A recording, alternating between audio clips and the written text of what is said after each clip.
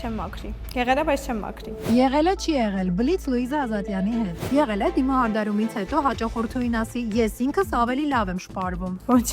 Եղել են նախկինում արված աշխատանքներին նայեք ու հասկանաք էլ ավելի լավ կարող էիք անել։ Այո։ Եղել է հարցին դիմահարդարելիս կեսուրը կողքից հուշի ինչպես անել։ Եղել է։